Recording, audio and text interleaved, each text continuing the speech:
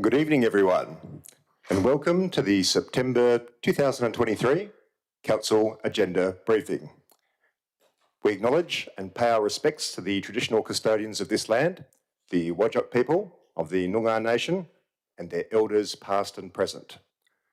I would like to advise everyone that the audio of this meeting is being live streamed to YouTube. I request everyone to please turn off your mobile phones. I remind you that audio recording of the meeting proceedings and photography within the chamber is prohibited unless prior approval has been granted, and councillors and city officers are reminded to disclose any declarations of financial interests and interests affecting impartiality and are requested to activate their microphones when addressing the meeting. So, with that, welcome everyone. Item 1 is the declaration of opening, and I declare this meeting open at 1 minute past 6 p.m. Items for Council. Agenda items 2, 3, 6, 7, 8.1, 8.2, 9, 11, 13 and 14 will be dealt with at the ordinary council meeting to be held 26 September 2023. That brings us to item 4, which is attendances. Item 4.1 is apologies. There's no apologies that have been received for this evening.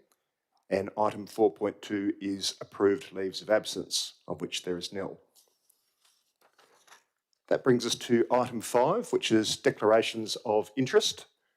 That's me, Mayor Greg Milner, has declared an impartiality interest in item 10.3.5 as I serve on the board of Amaroo Care Services Incorporated. Amaroo also provides residential aged care services, albeit in a different catchment area to this one. And I've also received an impartiality interest declaration from Councillor Nick Warland, also in item 10.3.5, as Emergen were a client of a former employer for part of my employment there. Councillors, does anyone else have any declarations of interest that they wish to make this evening? That's a no, okay. That brings us to item 8, which is presentations. Item 8.3 is deputations. There are no deputations this evening. That brings us to item 10, which is the draft September reports. So I'll now hand you over to the Chief Executive Officer, Mr. Mike Bradford, to take you through the balance of the draft September reports. Thanks, Mr. Mayor. Item 10.3.1, E-Quote 4 of 2023, provision of truck-mounted sweeping services. This report considers submissions received from the advertising of E-Quote 4 of 2023 for the provision of truck-mounted sweeping services. The report will outline the assessment or outlines the assessment process for the evaluation of the E-Quotes and recommends approval of the submission that provides the best value for money and a level of service to the city. I note that there is a confidential attachment to this item. Thank you, Mr. Bradford. Councillors, do we have any questions for the administration? We do. Councillor Warland, and just if there's anything to do with the confidential attachment, let me know and we'll do that in closed session. Thank you, Mayor. I did send these through to the team before, so they might have a heads up on whether they relate to those attachments or not. So does this tender allow for an increase in the street sweeping services compared to current arrangements? Ms. Amprimo, can I send that your way? Thank you, Mayor.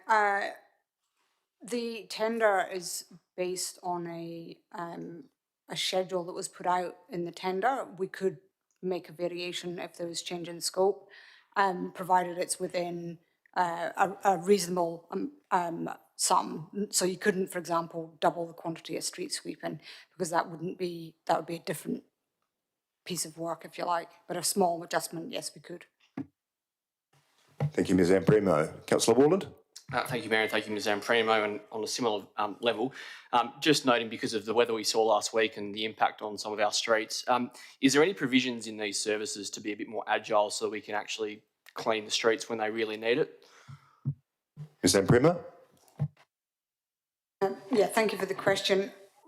It would be dependent on resources available at the time, and one of the challenges with trying to increase the level of service due to a weather event is that everybody wants to do the same thing, so we are limited by the resources that are available.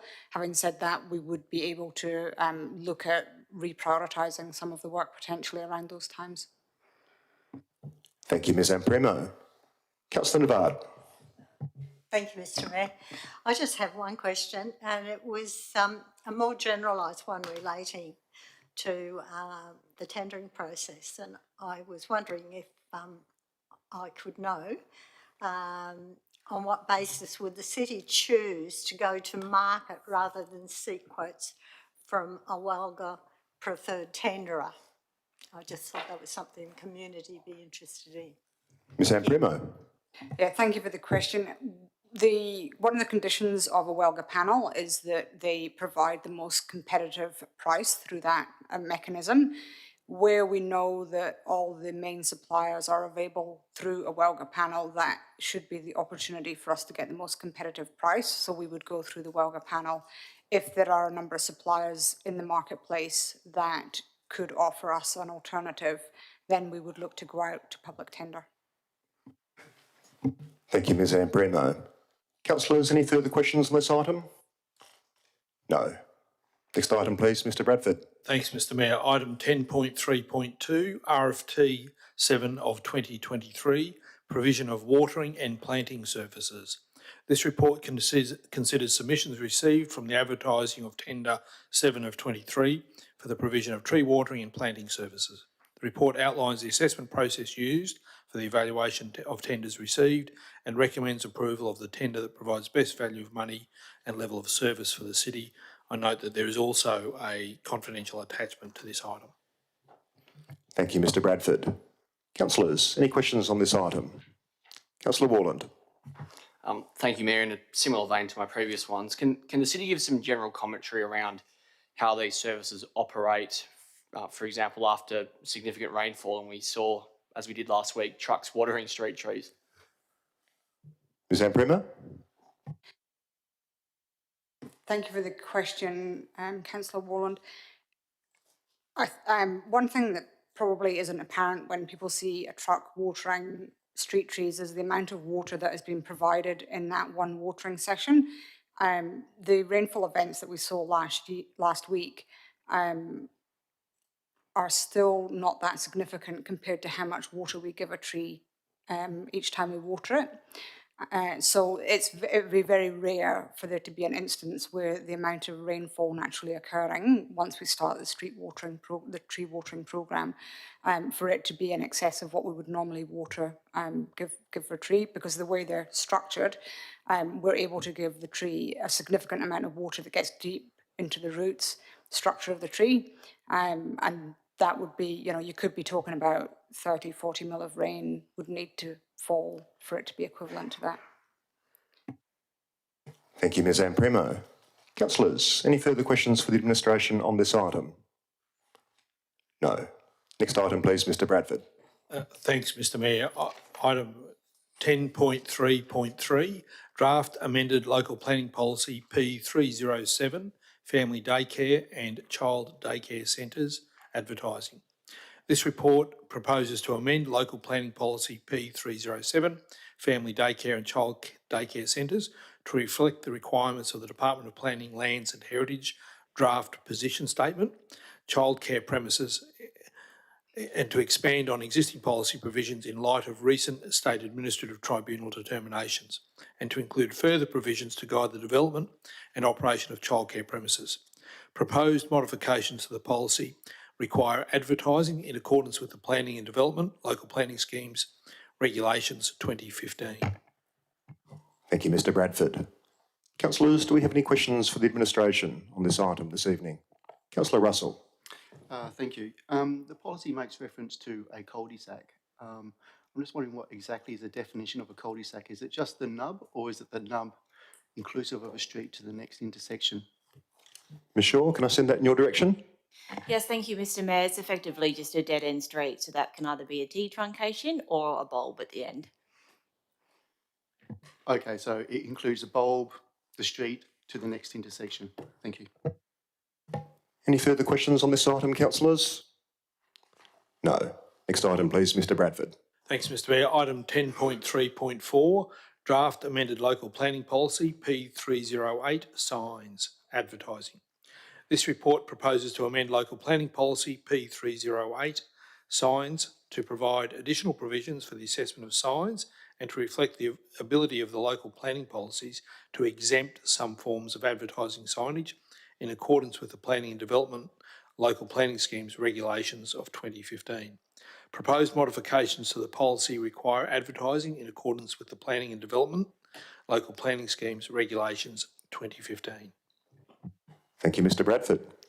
Councillors, do we have any questions for the administration? Councillor Navard. Mr. Mayor, I just have two questions. And it was more to do with the fact that I was unclear about how the policy may apply to the Henley Street wraparound digital sign on Canning Highway and the prospective signs on Telstra phone boxes. What I was wondering was how the rule of no third-party content applied in these particular circumstances, given that in both circumstances the signs are expressly intended to carry third-party content. Ms Shaw. Yes, thank you, Mr. Mayor. So for that sign in particular, it's on reserved land. It's a primary regional road reserve, and any reserved land, the draft local planning policy wouldn't apply. So the policy only applies to zone land under the local planning scheme. The same actually applies for the Telstra type phone boxes. If it's on private property and zoned land, we would assess it against the policy. If it's on reserved land, depends on the reservation itself, but otherwise it would be determined by the West Australian Planning Commission. Thank you. My second question is now redundant. Thank you. Thank you. Councillors, any further questions for the administration? Councillor Russell. Thank you. For horizontal signage, which signage you can only see via aerial or satellite imagery, and they do exist in the city, would this type of advertisement come under the definition of advertisement as per the regulations, and therefore would it be subject to a DA? Ms Shaw. Thank you, Mr. Mayor. Yes, it would. It would require development approval because it's on zoned land and does constitute an advertisement. The draft local planning policy doesn't include provisions related to roof signs where they're flat on the roof and only visible from an aerial flyover. And the reason that that provision hasn't been included is that they're infrequent in terms of how often we receive those applications. And secondly, they're unlikely to have any amenity impacts from a streetscape level, which the policy is trying to address. In the instance that a development application came in for that type of signage, we would still assess it against the objectives of the policy, but otherwise we would revert back to clause 67 under the planning regulations for all matters to be considered in the assessment of an application. Okay. Thank you, Ms Shaw. Councillor Russell, another question? Yes, thank you. Would the city be amenable to give a bit more definition or remove a bit of ambiguity in terms of what a size of sign is? So I believe that you've used the reference as face area. Would the city be amenable to actually give that a bit more definition, I guess? Ms Shaw. Thank you, Mr. Mayor. Yes, we could. We could include an addition for the definition of a face area in the policy prior to advertising. Thank you, councillors. Any further? Councillor Choi. Yes, thank you. Just wondering where the definition of temporary is, please, in the policy. Ms Shaw. Thank you, Mr. Mayor. It's not contained within the policy, but it is contained in the planning regulations, and it's 48 hours unless otherwise determined by the local government. Any further questions on this item, councillors? Councillor Choi. Thank you through the Chair, Director Shaw, for the response to that last question of mine. So looking at page 18 of the agenda, display home and sales office sign, it's got in brackets temporary sign, would be proposed to be exempt under the draft policy. So you're saying that under the rules it's 48 hours unless otherwise approved. So surely that sort of sign would be there for more than 48 hours. So I'm just trying to work out why that would be considered temporary then. And then how long would it be reasonable for a display home sign to be kept up? The reason I'm asking that is because, as discussed at the workshop, I have noticed display home areas where they have left the premises. There's no longer a display home there or an office, but yet the signs have been left up for quite a long period of time. Ms Shaw. Thank you, Mr Mayor. So display home signage is typically associated with the development application for a display home village or an actual display home. Typically, there's a condition imposed on those development approvals that requires reinstatement of the site back to other single residential following the cessation of the use of the display home centre itself. If there is an existing sign that's been left up and the use is no longer being used as a display home centre, then it becomes a compliance issue for the city to address. Thank you, Ms Shaw. Councillors, any further questions on this item? No. Next item, please, Mr Bradford. Thanks, Mr Mayor. Item 10.3.5, proposed 11 aged or dependent persons dwellings, lot 3604, number 80 Henley Street, Como. To consider an application for development approval for 11 aged or dependent persons dwellings at lot 3604, number 80 Henley Street, Como. This item is referred to council as the proposed number of dwellings exceeds 10 and therefore falls outside the delegation to officers. For the reasons outlined in the report, it is recommended that the application be approved, subject to conditions. Thank you, Mr Bradford. Councillors, do we have any questions? Councillor D'Souza. Thank you, Mr Mayor. Just a question with regards to the officer comments in Part I on page 26 of the agenda. It mentions the application was reviewed twice by the city's design review panel.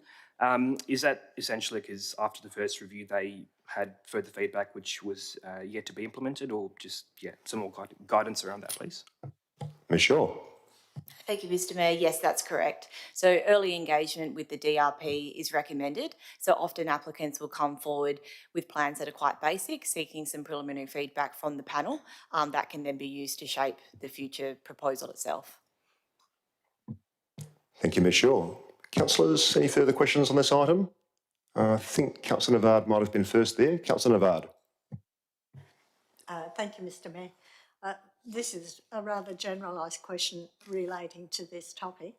There's some anticipation that 7-star environmental building ratings will be applied to new housing construction via the state legislation in the near future.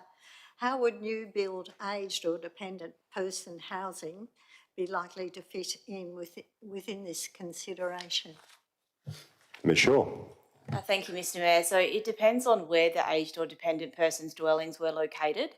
So if they were within an apartment building, the National Construction Code changes that require 7-star standards come into effect on the 1st of May 2024. If they're within a single house or group dwelling, it's the 1st of May 2025. Thank you, Ms Shaw. Councillor Russell, I saw your hand go up there. Yes, thank you. I'm just wondering, does this site come under the Retirement Village Act? Because if so, is the condition 3 that a resident or a deceased resident or spouse of a deceased resident be over 55 years of age? Ms Shaw. Thank you, Mr Mayor. No, it doesn't. However, that's a requirement of the residential design codes. So there are various design concessions provided for aged and dependent persons dwelling, which is contingent on a notification on the title that it can only be occupied by people over 55. Okay, thank you. So that's very much needed, that condition. The other question, for the landscape plan, so there's a number of trees which is on outside of the lot. I believe it's on a road reserve. Who ultimately will be responsible for the care and maintenance of those trees? Ms Shaw.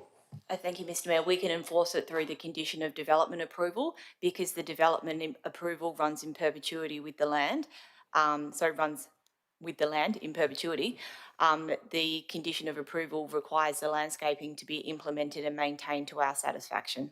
Okay, so there is a condition to that, and that would therefore that would include those trees. Okay, thank you. That's it.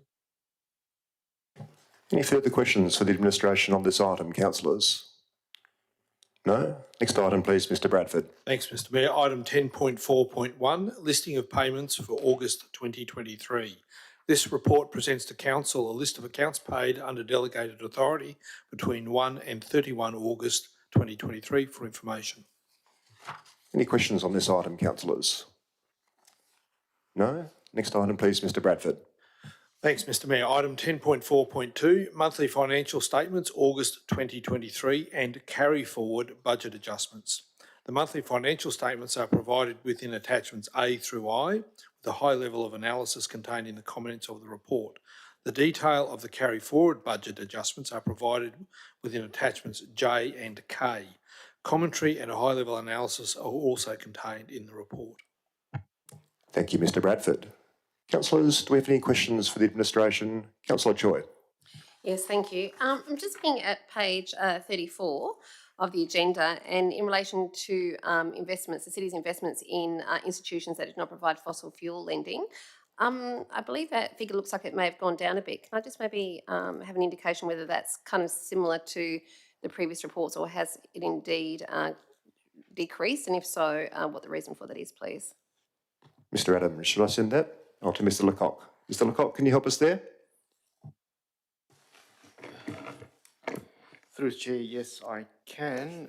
Give me a second. I just need to get to that page. So compared to the previous report, which was July 2023, that figure reduced by a little bit less than 3%. It's mainly driven by factors that's driven by the policy as approved by council, i.e. our exposure to certain counterparties when we do the investments, and the amount of cash that are available, as well as the other significant factor is what type of arrangements are being offered by the counterparties when we out in the market looking for an opportunity to place funds, which literally varies on a daily basis. Thank you, Mr Lecoq. Councillors, any further questions on this item? No. Next item, please, Mr Bradford. Thanks, Mr Mayor. Item 10.5.1, Audit Register Progress Report, Quarter 4. This report provides an update on the progress of actions included in the Audit Register. The Audit Register includes all open findings that have previously been accepted by the Audit Risk and Governance Committee and Council. Thank you, Mr Bradford. Councillors, any questions for the administration on this item tonight? That's a no. Next item, please, Mr Bradford. Thanks, Mr Mayor. Item 10.5.2, the 2022-23 Annual Financial Statements, External Audit Interim Report. This report tables the interim audit report, referred to as a management letter from the Office of the Auditor General relating to the 22-23 annual financial statements. The management letter includes a single finding, risk rating, recommendation and management comment. It is recommended the finding be accepted, added to the city's audit register, with commentary on progress of resolution to be reported at each committee meeting. Thank you, Mr Bradford. Councillors, do we have any questions on this item this evening? No? Okay. That concludes item 10. That brings us to item 12, which is motions of which previous notice has been given. There's nil this evening. Item 15 is when we would ordinarily close the meeting to the public, but we've got no reason to do that this evening. And that brings us to item 16, which is closure. So I declare this meeting closed at 6:25 p.m. Thank you all for your attendance and good night.